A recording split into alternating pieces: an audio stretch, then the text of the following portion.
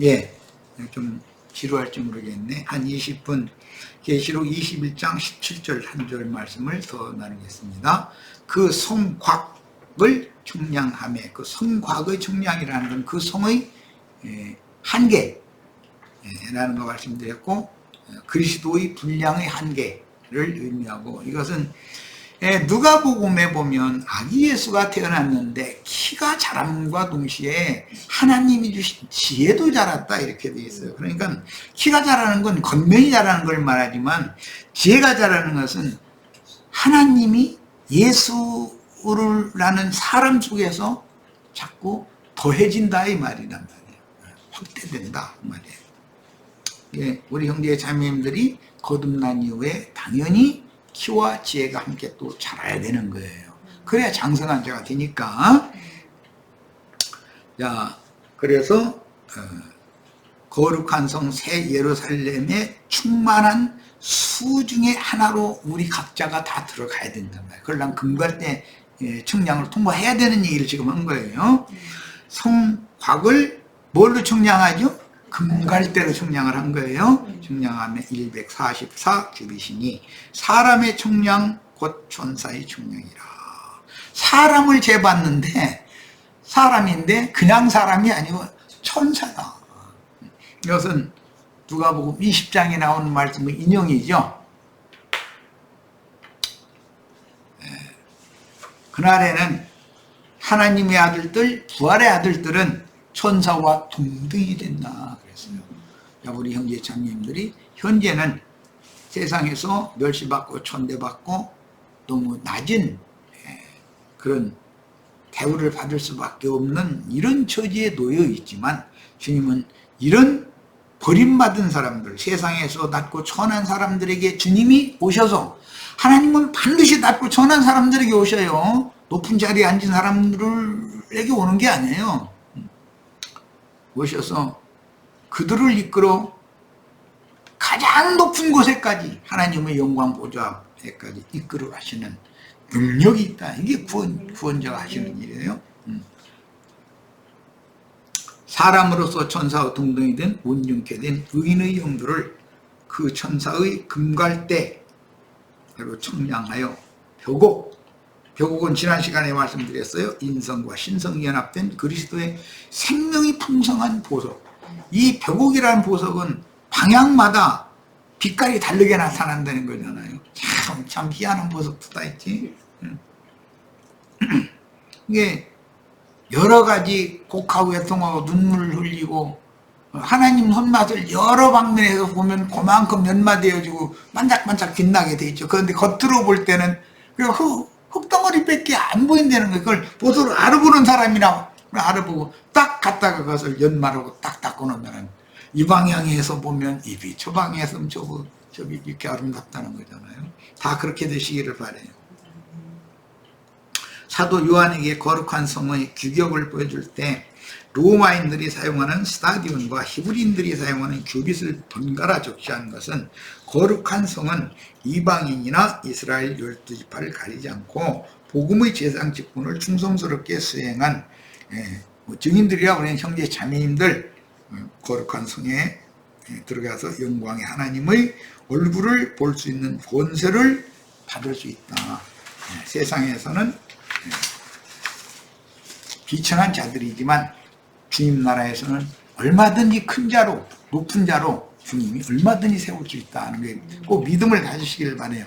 그러니까 물질계의 창공 하늘 별들은 영원한 새세계의 빛들을 상징하는 표상이 될 수는 있으나, 아브라함과 이삭과 야곱의 후손들이 창세기 37장 7절로 11절에 보면 추수 얘기가 한번 나오고, 하늘의 그 1000개의 그 별들 얘기가 나오죠. 해달별. 그런데 요셉의 별에게 다 절했다. 이제 뭐 이래가지고 이제 저 꿈꾸는 자가 오는도다. 이 꿈이 어떻게 되는지 보자 해가면서 잡아가지고 뭐 구덩이에 넣었다가 애굽에 팔아넘겼다. 이제 이렇게 됐는데, 이런 말씀들을 보면 물질계의 별들은 단지 영계의 빛들인 하나님의 아들들을 설명하기 위한 예창조물로서 이건 표상이다라는 걸 알 수 있어요.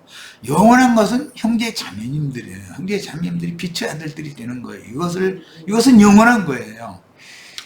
영광스러운 하늘 도성은 가장 견고한 성벽이기 때문에 성곽의 규격이 144는 12 곱하기 12이죠. 14만 4천은 거의 1000배수를 한 거고, 그러니까 그 성곽의 한계에는 12 곱하기 12가 이루어진 사람들이 14만 4천이 거기에 들어간 거죠. 실제로는. 그런 것을 여기서 암시를 한다. 완전케 된 자들 중에서도 완전한 자들만이 거기에 들어간다. 그러니까 금갈대로 다 측량을 해봐야 되는 거죠. 자, 인간 세상에서는 큰 음녀인 큰성 바벨론이 세상 임금인 마귀가 영광을 받는 세상의 중심이었으며, 베델이 변질되면 벳아벤. 베델은 하나님의 집이란 뜻이지만 벳아벤은 귀신들의 집이란 뜻이잖아요. 계시록 18장 4절에 보면, 2절로 4절 사이에 보면 내 백성은 거기서 나와라. 거기는 악령들이 쳐서요, 더러운 귀신들이 쳐서 나 이랬잖아요. 그러니까 기독교계라는 것은 악령들과 더러운 귀신들이 거기 특징이 그게 거기 있는 거기 귀신의 집이요. 기독교 예배당들은 이 얘기하면은 아마 돌 들고 달려들 수도 있겠지만은, 주님은 사람의 손으로 지은 전에 계시지 않아요. 그들이 그럼 그 성경 구절을 안 읽느냐? 그들도 다 읽어요. 그런데도 불구하고 악착같이 건축원금 내라 해가지고서 예배당 성당 건축해 놓으려고 그래요. 그런데 여기가 하나님의 집이다 그래요. 이렇게 간교하게 속이는 거예요. 하나님은 그 입의 말씀으로 그 견고하던 도성을 심판하여 완전히 무너뜨리고, 유대교를 무너뜨리고 유대교의 근거지였던 예루살렘 성을 로마 군대를 보내 무너뜨려 버리잖아요. 그 주님이 교회를 세워요. 그랬더니 예배당 성당을 온 땅에다 새로 세워가지고 기독교 체제를 다시 주님의 교회를 변조시켰다. 주님의 교회는 사람의 손으로 지은 전에 거하지 않아요. 하나님은 주님의 교회는 주님을 믿는 성도들이, 헌신된 성도들이 누구의 집에 모이는 거예요. 그러니까 수천 명, 수만 명이 모이는 건 그건 주님의 교회가 아니에요. 무조건 오고. 그건 있을 수 없는 일이에요. 그래서 견고하던 성은 심판하여 완전히 무너뜨리고 다시는 무너지지 않는 거룩한 도성을 세워 그 안에서 세세토록 영광 빛을 발하여 성 밖의 만국을 통치하시는 것입니다. 그런데 우리 형제 자매님들은 오는 세상에 가서는 빛의 사자들이 되어서 하나님의 영광 앞에 항상 하나님의 영광을 수호하는 천사로서 수직을 하다가 성 밖의 만국에 사명을 받고 나가면은 만국 백성들이 볼 때는 하나님의 영광이 그 얼굴에서 빛나게 될 거다 한 거예요. 다 그렇게 되시기를 바래요. 금갈대 청량자는 요한에게 말해주는 그 천사인 세상을 심판하신 천사들의 대표 천사가 가진 금홀로서, 이것은 왕권에 대한 표상인데, 그러니까 금갈대로 청량해서 통과한다는 뜻은 그리스도로 더불어 제사장이 되어 그 1000년 동안 왕노릇 할지, 세세토록 왕노릇 할 수가 있는 사람인지를 검증한다라는 것이죠. 세상 나라에서 그런 검증을 통과하지 않은 사람이 대통령이면 나라 꼴이 엉망이 되어버리는 거나 똑같은 거잖아요. 뻔한 거잖아요.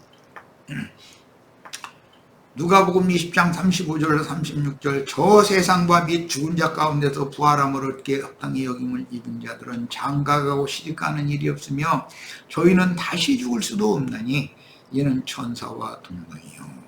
오늘 우리 형제 자매님들은 지금 육신을 입은 이런 미물에 지나지 않는 이런 상태로, 외모로 사람들은 그렇게 판단하겠으나 위로부터는 조서로 덧입혀지고 속사람이 온유케 되어줘서 영광의 세계에 나타나면 우리 형제 자매님들은 빛의 사자들이 다 돼서 거룩한 성 밖의 만국을 다스리는 왕들이 될 수가 있다.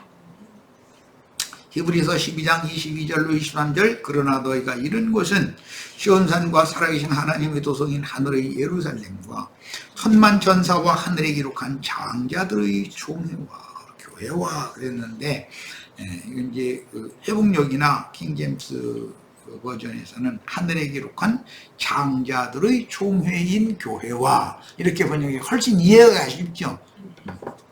총회와 교회와 와를 두 번 해버리면 좀 이상하잖아요.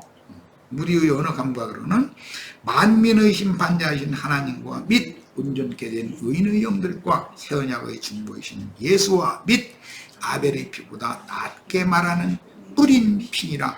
거기에 우리가 너희가 이른 곳은이니까 우리 뿌린 피 앞에 이르렀어야죠. 네. 그래서 아벨의 피보다 더 낫게 말하는 어린 양의 피와 자기 입의 증거는 말로 원수를 이긴다 그랬어요. 피의 증거를 할 수 있어야 되고 이것을 자신 있게 예수는 누구인가, 나에게 어떻게 구원자가 되고 나의 영원한 하나님인가를 증거해야 된다.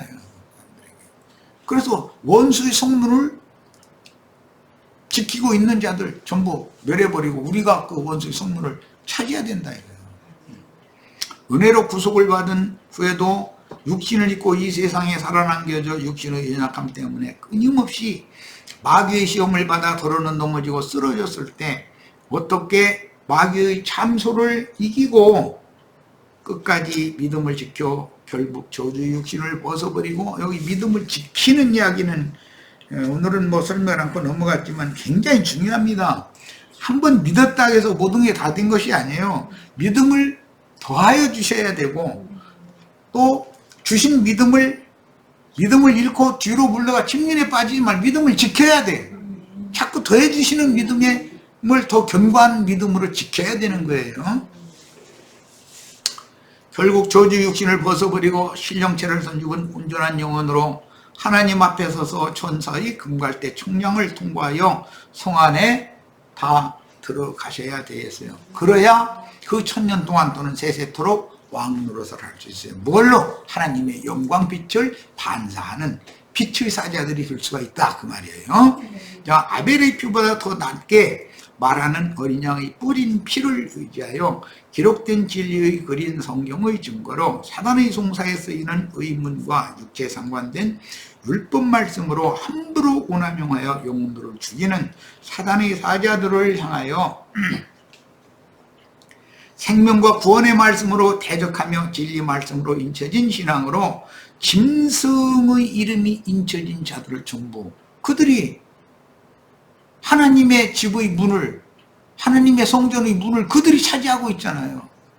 그게 가나안 땅의 7 왕족으로 상징이 됐다. 7 귀신들의 왕이다 이거예요. 귀신의 왕들이다. 이것들 싹 쓸어버려야 된다. 뭘로? 말씀으로나 이게 가능하다. 말씀으로나. 그러려면 당연히 순교자들이 되어져야 된다. 거듭난 성도들이라도 아직 어릴 때는 여전히 육신에 속하여 율법의 저주를 완전히 벗어나지 못하고 육신대로 생각하고, 영이 거듭났을지라도 아직 생명이 자라지 못할 때는 영적 분별력이 없는 거예요. 보이는 대로 생각하고 말하고 행동하게 돼 있어요. 세상에서도 아이 태어나면은 자기가 보는 것만 생각하지 그 한계를 넘어갈 수는 없잖아요. 이 말은 성전 마당에는 들어왔으나 여전히 마당 제사만 드리고 성소와 지성소가 합해진 네모 반듯한 영광의 처소에 들어가서 제사하는 자격을 아직 받지 못했다는 뜻이다. 제사장은 30세 이상으로 성숙해져야 제사장이 되는 것이지 어린아이는 제사장 노릇하면 안 되는 거예요. 20세 이상 30세 전까지 청년 수준이라고 그러는데 그때는 잘못하면은 지 맘대로 제사장 노릇을 하려고 할 수가 있어요.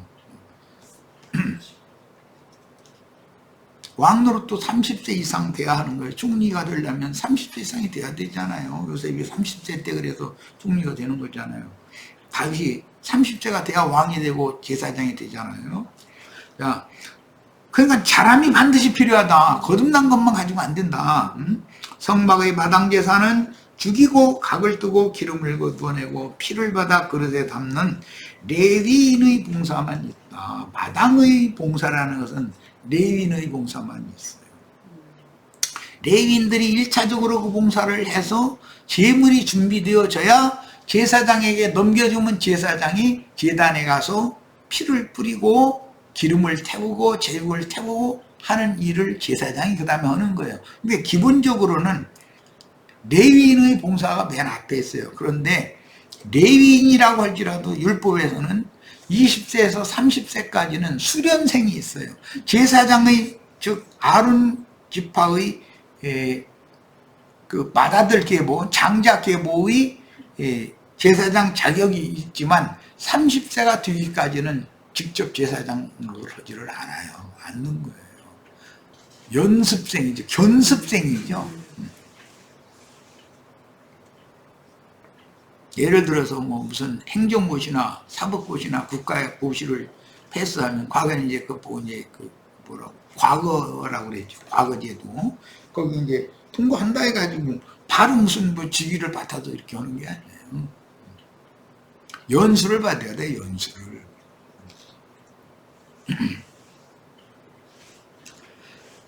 자, 그 공무원 합격을 해도 바로 어떤 직임을 맡아가지고 하는 게 아니죠. 공무원 연수원이라는 데를 또 가지. 거기에서 공무원으로서 어떻게 앞으로는 직무를 수행해야 돼 이런 걸 교육을 또 받고 나와야죠.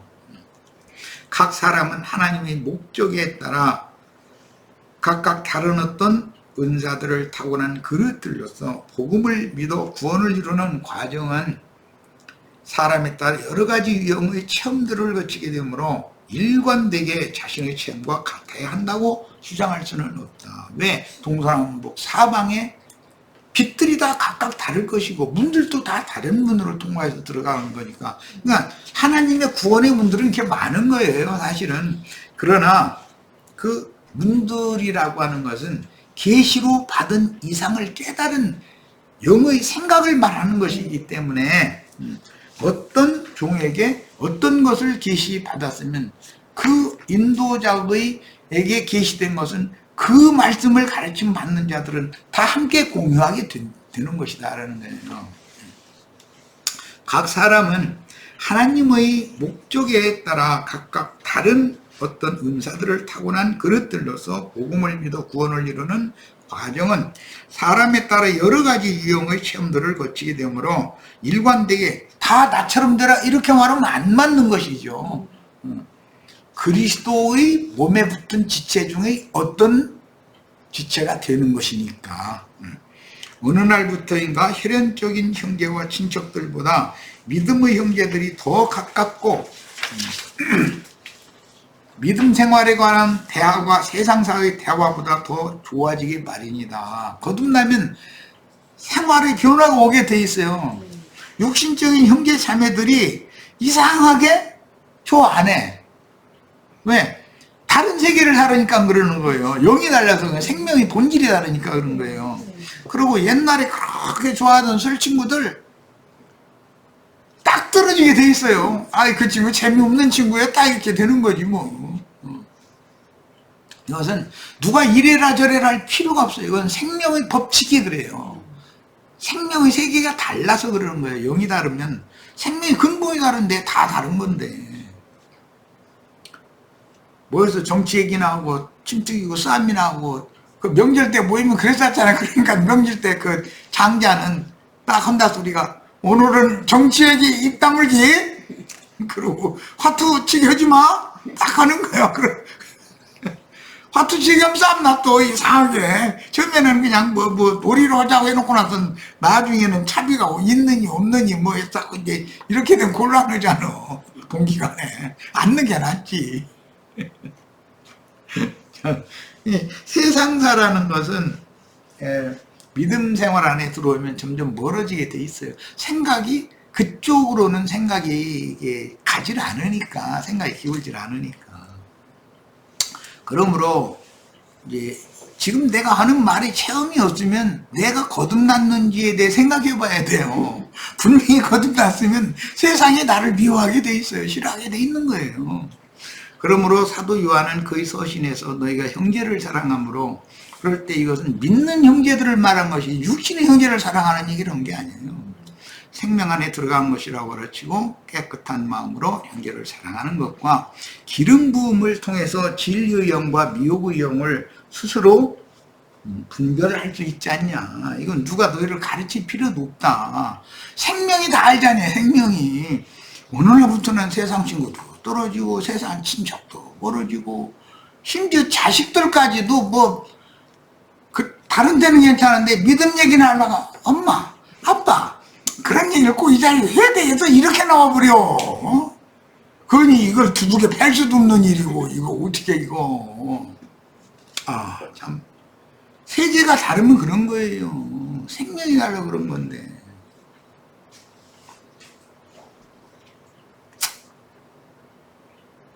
분명히 자신이 거듭났지만 스스로 그 사실을 확증하지 못하는 어린아이들이 쉽게 다른 교훈에 흔들리고 어린 양의 피와 자기 입으로 증거하는 말을 증거할 수 있는 수준이 안 돼. 즉 전도자의 수준이 안 됐어.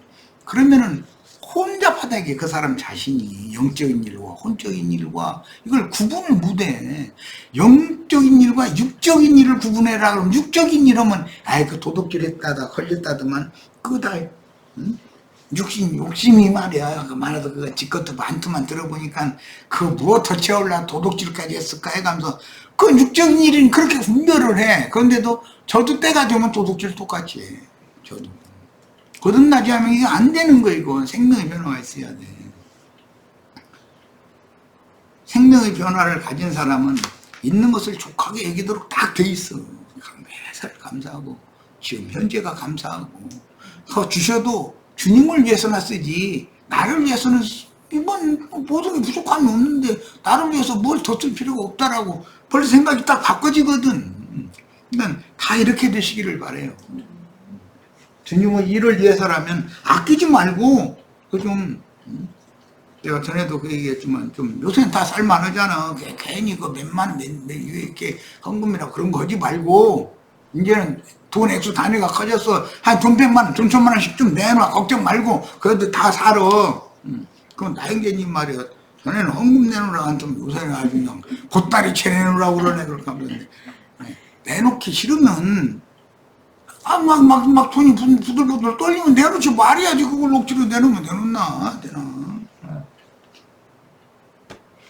감사함으로 기쁨으로 내놓으면 주님께서 다 부유하게 해주실 것을 난 믿으니까 하는 말이에요. 내가 뭐 여기다 몇천만 원씩 우리 모든 게 부족함이 없는데 더 다들 다 몇천만 원씩 가져오면 내가 뭐 이걸 어떻게 감당하려고. 난 돈 많이 갖다 내놔도 감당도 안 돼.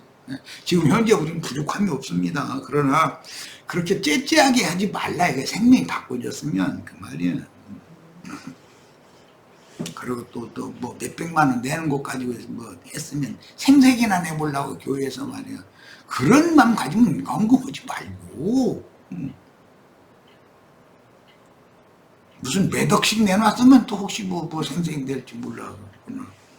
아니 돈 몇백만 원 하는 거 지금 돈도 아니니까 몇백만 원은 나 몇십 년 전에 몇만 원밖에 더 돼. 지금 몇백만 원 해봐야 지금은 1000만 원 해봤자 한 20, 30년 전에 100만 원 가치밖에 없어요. 사실은 뭐 돈 단위가 커졌는데 뭐 지금은 뭐 국가 경제도 막 조 단위로 얘기해도만 회사들 얘기하는데 난 조라는 돈은 얼마나 되는지 난 그 돈 좀 한 조를 갖다 길바닥에다 싸놓고 좀 와서 구경하라고 좀 해봤으면 좋겠어. 10,000원짜리 지폐라고 하면 싸놓고 그럼 안양 양양시를 다 덮겠지 아마. 내 키 정도로 이렇게 싸놓는다면 물론 난 그런 개념이 없어서 그럽니다. 물론 지성소에 들어가서 행하는 제사는 오직 예수 그리스도께서만 행하는 직분이고 이미 영 단번에 이루시고 지금도 진리의 영으로 하나님 앞에서 구속하신 성도들 각자의 모든 연약함을 담당하시고 사단을 대항하여 자신이 흘린 피의 호소로 중보의 변호를 끊임없이 하시는 중이에요. 그런데 이 중보 그리스도의 핏소리가 정확하고 명확하게 들려야 돼. 그게 생명의 말씀이잖아요. 생명의 말씀이 내 핏부림 받은 양심에 들려와야 된다 이 말이에요. 명확하게. 그러니까 이제 구약의 예표에서는 속죄소 좌우에 그룹들을 세워놓고 그룹들 사이에서 대제사장과 여호와가 만나게 말씀한다고 돼 있어. 그 말씀을 드려야 돼. 그리스도의 말씀을. 멜기세덱 관차에 따른 영원한 대사제인 그리스도에서 하나님의 말씀을 받아가지고 형제 자매님들의 심령과 마음에 계시를 해주고 깨닫게 해줘야 된다 이 말이야. 나도한 형제는 그렇게 하도록 하나님 앞에 나아가라고 격려를 할 수 있을 뿐이지, 내가 형제 자매님들을 영의 빛을 비춰 내가 직접 깨닫게 하고 하나님 앞으로 내가 직접 인도할 수는 없잖아요. 난 말씀을 가르치는 사명을 행할 뿐이지. 자, 그래서 구원의 도를 영혼 속에 잘 새겨서 인을 쳐야 하며 또 다른 보혜사인 그 영에 의하여 모든 진리 가운데로 인도를 받아 진리 지식을 충분히 갖추어 생명책에 명된 자들만 자기 영광과 만국의 영광을 가지고, 이것은 계시로 받은 깨달은 빛을 말하는 거예요. 영광을 가지고 그 천사의 금갈대 청량을 통과하여 신의 도성에 들어가서 그 영광을 또 거룩한 성 밖의 만국에 가지고 나가서 빛으로 자기에게 주어진 10곡을 5곡을 다스려야 된다. 다 우리가 다 이렇게 온전한 구원을 이루어서 주님이 계획하시고 지금 행하시고 계시는 이런 구원의 형제 자매님들의 것이 되는 축복이, 신령한 축복이 오늘 이 말씀을 들은 형제 자매들 모두에게 아주 충만하게 임하기를 바랍니다. 네, 오늘 집회 모두 마칩니다.